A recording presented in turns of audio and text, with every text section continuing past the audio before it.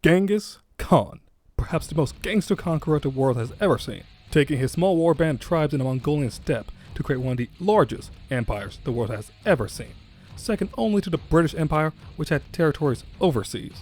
This man didn't need to cross an ocean to grow his empire though. He just needed horses to ride out with his boys, to conquer most of Asia, to give Europe one of the worst panic attacks ever. And the funniest part is, he didn't even mean to do all of this early on in the beginning of his empire. He was content with just being a regional power in Eastern Asia, beating up on China until they finally gave in. Until a certain empire started ticking off Genghis because they were messing around with his merchants. Thanks, buddy. Because of you, Genghis Khan went on to become the most legendary, brutal conqueror we all know him as today. Great job. But before I go into depth about this guy's butt whooping, let me tell you about how Genghis Khan became Genghis Khan in the first place. Because his name is really just a title. His real name is Temujin. Yeah, I know. You can see why he prefers his stage name. But we'll be using his real name for the rest of the video.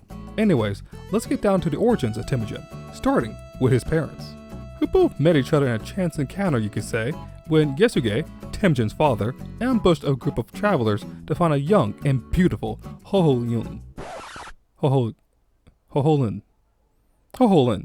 Temujin's mother, who he had been stalking for some time after noticing her beauty from afar. From that moment, he knew he had to make her his own, any way possible. Even though she was a newly wedded woman, that didn't stop him from capturing her, running her husband off, and of course, marrying her himself. Say what you want, but the guy knew how to get what he wanted. Not so long afterwards, Temujin would be born to the couple, and there are several legends about his birth, like the one claiming that he was born clutching a blood clot in his hand, a motif in Asian folklore indicating that he would be a warrior, which is honestly not saying much since most Mongolian men were warriors at the time. It was more of an expectation if you ask me. That boy better be a warrior, or else he's gonna get his wife snatched up from him like that scrub his mother first married. Anyways, there's another legend saying that his mother was impregnated by a ray of light that announced his destiny as a badass. Sort of like Jesus, only Mongolian, and a lot more bloodier. Legends aside, his birth was quite plain as well as his first few years of life, until his father thought it was time he got married already at the ripe age of 8.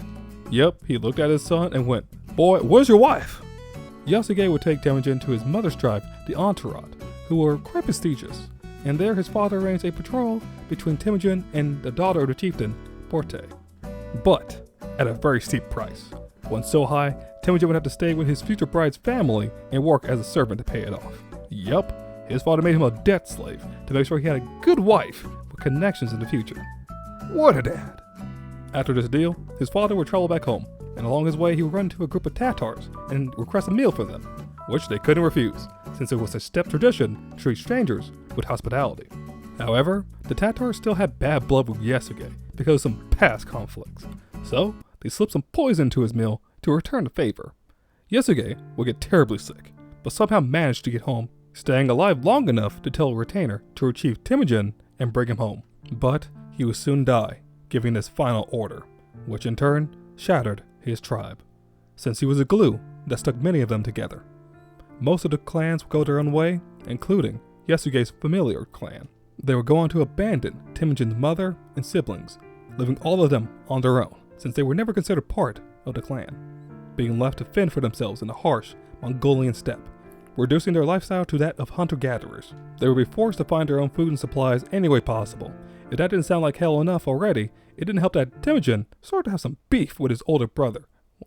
Half-brother, Better, who was trying to claim himself as their father's heir. And Temujin wasn't having any of that, since if he did become their father's heir, he'd be under his half-brother's rule. And after a few bad arguments, Temujin finally put his hands on him, with his brother's help of course, shutting his mouth up for good. Even as a boy, Temujin didn't mind a bit of violence to solve his problems, even though his mother was very, very disappointed in him for offing his half-brother, while Betor's younger brother never sought vengeance, probably because he knew he didn't want to be next. Now, sibling rivalries weren't the only thing Temujin had to worry about. He also had to watch out for being kidnapped since his family were now very easy targets. Like on one occasion where the Taechut clan, his father's clan, who abandoned him mind you, snatched him right up and were most likely going to make him the slave. But instead, he managed to escape the camp during a feast, hiding in an onan, then later in the tent of Shurkan Shura, a man who saw the young Temujin crossing the river, but he didn't alert the camp. He instead assisted Temujin, giving him shelter for 3 days at his own risk. Sweet guy, but he probably knew who Temujin was and thought that kid already had it rough enough. Also around this time, Temujin developed a close friendship with Jamika, another boy of aristocratic descent, who he exchanged knuckle bones and arrows with as gifts, and swore the Andapact, the traditional oath of Mongol blood brothers, at 11. Finally, Temujin has someone who he could totally trust and believe in. Well, so he believes. Anyways, it was these hard years and times that grew Temujin into the kind of man he needed to be later. Which will come rather quickly because at the age of 15, a person was considered an adult on the steppe. And it was at that age that Temujin will return to Daiseche to marry Porte. He didn't waste a single second claiming his woman. Daiseche was delighted to see that he wasn't dead at all this time, which I'm sure Temujin was happy about as well. After Daiseche consented to their marriage, where he accompanied them to Temujin's camp, where his wife would gift his mother an expensive saddle cloak. Like real fancy stuff that turned heads. It was basically a statement piece, you know? And Temujin would take it from his mother to give it to the Khan of the Khereg tribe to seek his favor, which worked. The guy loved the gift so much he became bros to Temujin. So yeah, I guess giving your mother's clothes to a guy can make you best bros with him, which is exactly what Temujin needed, because soon after he made his little bromance, his camp was raided by merkids, who wanted revenge against Yasuke, who has been dead for years now, mind you, but I guess no one gave him the memo. Temujin and his brothers were able to hide out during the raid, but his wife was abducted, and then she was forced to remarry one of them. Jeez, I know his father is rolling in his grave right now. Being meaningless once again, Temujin sought the assistance of his fellow bros, Togel and his childhood friend Jamika, who were both chieftains of their own tribes, who also agreed to back their boy so he can get his girl back with a combined force of 20,000 thick Mongol boys. They led a campaign against the merkids, which was rather short-lived, because they won it in no time, and Temujin reclaimed his wife. However, to his surprise, she was now pregnant. Temujin won the war, but the merkids had the last laugh. However, it wouldn't matter since Temujin stepped up and raised the child as his own anyways. It didn't matter to him. If it was his wife's child, it was basically his own as well.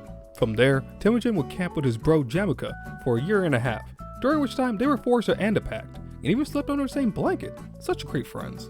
Or, you would think, they'd be on good terms, right? Wrong! The longer they stayed together, the more tensions rose between them. Jamika started to even gossip about Temujin, which led Temujin to eventually leave Jamika's camp and go on his own way. However, he didn't leave alone. Because of his reputation, 41 leaders of Jamika's tribe and many commanders went with Temujin. Some believed he could offer them a better life, while others believed he had a great destiny ahead of him, fated by heaven itself. Either way, it didn't help Temujin's relationship with his BFF, especially after some of his close followers started to call him Khan of the Mongols.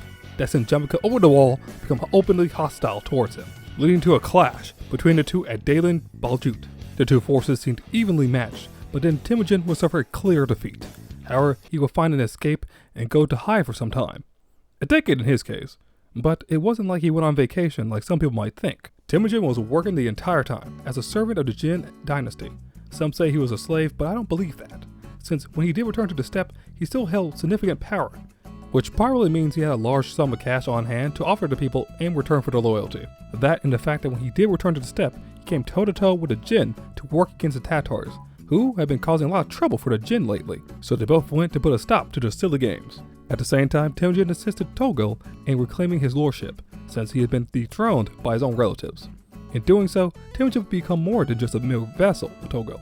He'd be seen as an equal ally, which was a huge step for him. Meanwhile, his old buddy Jamika had gone mad in the following years, boiling prisoners alive, humiliating corpses of leaders who opposed him, and other things that started to make his followers feel very uncomfortable around him. So many of them started defecting to Temujin after hearing about his return to the steppe, seeking a more sane leader to follow, but also to make a better living for themselves. Who knew mad leaders were also cheapskates. Temujin would then go on to subdue the Jurchen tribe, whose leaders refused to participate in his campaign against the Tatars.